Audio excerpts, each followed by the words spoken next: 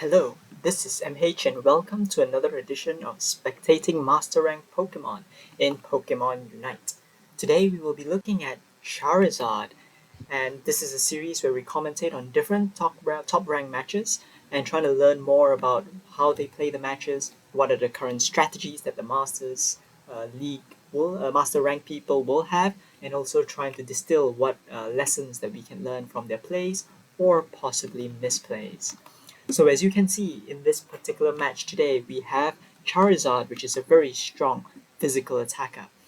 We are following A55 Dave YT. I'm guessing this is a YouTuber team, and it is going to be a 1-1-3 if I'm looking at it correctly, with Greedent at the top, Charizard jungling, as well as Eldegoss going a very weird in the middle route, and there's two at the bottom.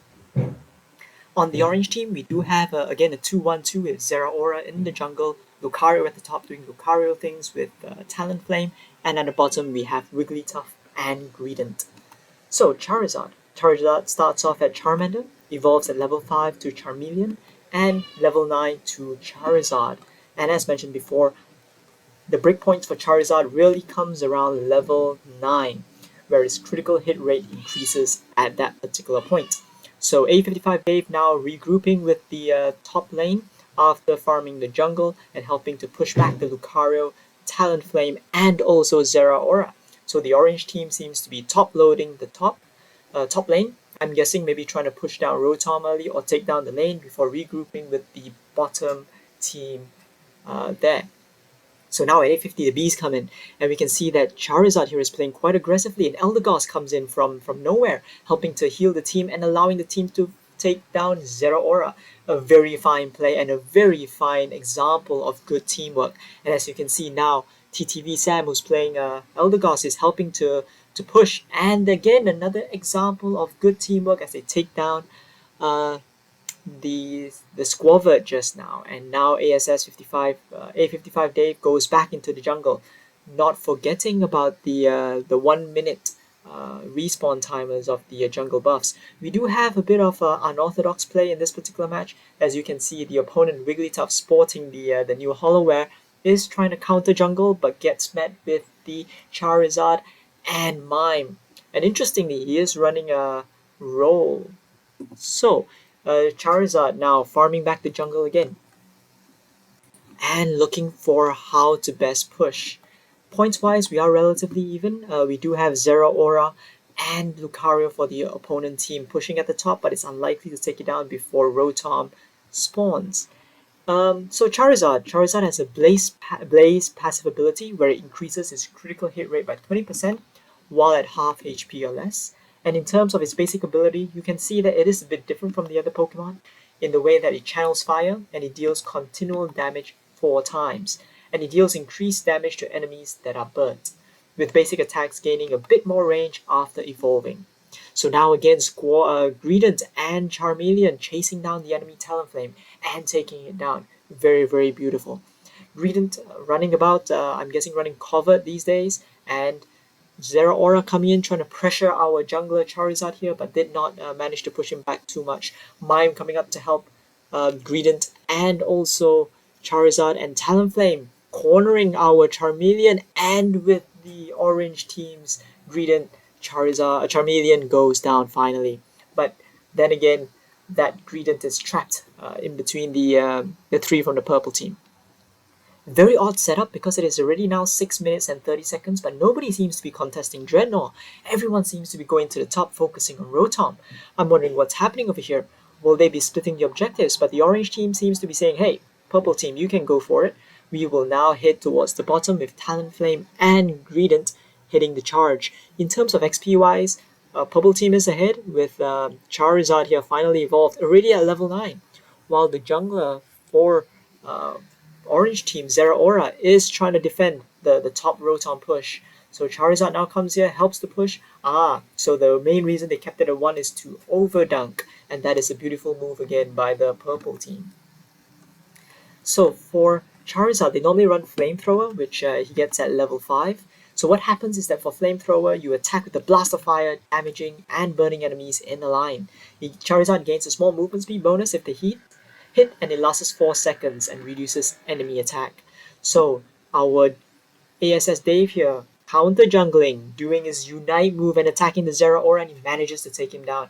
And as you can see, he can fly through the walls and is now chasing the enemy Greedent, though unsuccessfully because Covered is such a fast move with its berries. So the new Seismic Slam Unite move for Charizard basically unlocks at level 9. And as you can see, he grabs an enemy and slams it into the ground, damaging the enemy and dealing additional damage based on their max HP. Then a Charizard flies up into the air, moving freely over obstacles, and I think that's a very positive part of Charizard's Unite move, allowing it to be a pseudo Talonflame at times. And while the move is active, basic attacks deal increased damage and leaves enemies burnt. So very strong Unite move. The only downside about Charizard whenever I see it is it takes a long time before it gets good. At the early stages, when it's Charmander or Charmeleon, anybody can almost take it down. And look at it with a 2 level advantage, you can practically solo Lucario, one of the tankiest mons in the game. This build of Charizard is also running Fire Blast, which it gets at level 7. You can see beautifully zoning all the bees. Charizard shoots a blast of fire forward, exploding on the first enemy hit, and after a short distance, dealing damage over time and slowing enemies within that radius. So it seems like the purple team is leaving the Rotom for a bit, while the Greedent gets Dreadnought. I'm guessing it's for the orange team. A bit hard to tell. And Charizard again goes back into the jungle, not forgetting the 1 minute spawn timer for the buffs, a very, very important rotation just to reset it so that it may come back again before Zapdos. And everyone seems to be scattered around the map, the orange team probably farming the Odinos on their particular side, and the purple team now regrouping towards the top there. I'm guessing trying to time the Rotom perfectly such that it pushes it right before Zapdos comes in, or maybe as a live bait, trying to get the orange team Zeraora, which is famous for doing Zeraora things. And as expected, Zeraora tries to use Discharge, but our Charizard uses its Unite move, Seismic Slam, to take it out, and now push towards the level 2 goal. Wigglytuff trying to use his Unite move to counter, but with 5, the whole team of the purple team here, plus Rotom making it a +1 6v5 match. They are a bit difficult, and everyone is popping Unite moves around the 3-minute mark, which I'm not sure whether it's reckless or not, because not every one of them will get back the Unite move before Zapdos unless they're running Energy Amplifier or taking down a lot of wild spawns.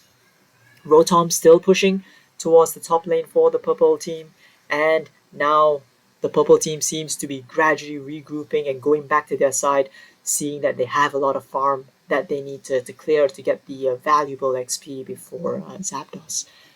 Already you can see that our Charizard main here is already at level 14, a very good position to be in just before Zapdos, clearing the buffs, getting them again before heading right into the middle. The orange team a bit disarrayed, a split push as you can see with Talonflame trying to hit the bottom, but fended off by the Charizard, and Charizard notices the Talonflame a couple of levels down, is pushing him down. Eldegoss comes in, Talonflame using Fly to great effect, and everyone now descends towards Zapdos. Everyone hitting in, and Talonflame does get the Zapdos for the orange team. And what does purple team do? That's the only thing it can. Take down as many as you can and counter score. And that was done perfectly, as you can see. The purple team managing to take 4 of the orange team down, so limiting his damage to at most 100 points by the Greedent at the bottom. With that in mind, they counter push, and we can see the score, although they can't. It's 5-2 against 286, a very handsome lead. And what they do need to know, or what they need to do now, is just defend, which they all retreat and defend. What a rare team of good coordination. Now the orange Greedent tries to run away, but you're not gonna escape from a full maxed level 15 Charizard. The 4 orange team remaining are trying to have one final push with 1 minute remaining. They may be able to take a couple of 100 points, but realistically they need to score in the center goal to have any chance to win. The purple team is having a split push defense in a way, with Greedent noticing that the orange team has to attack, so he's going for a one-on-one with the enemy Greedent, but the enemy Greedent just super jumps out, leaving purple team Gradient a free reign to score another 82, all but guaranteeing victory. Orange team again scores a beautiful 100 by Zero Aura at the bottom, but it is kind of like a matter of too few and too late. The rest of them trying to charge in the middle, but with all five of the purple team defending, with the goal remaining, it is very, very difficult for the orange team to make inroads. And with 4 of them down and only 10 seconds remaining, the purple team is cruising towards a very, very well deserved victory where they dominated from start to finish. Very, very disciplined, coming back to farm the jungle whenever needed, and good coordination as we saw earlier in the first couple of kills. So if you do like this content, do leave a comment below and please subscribe. Thanks.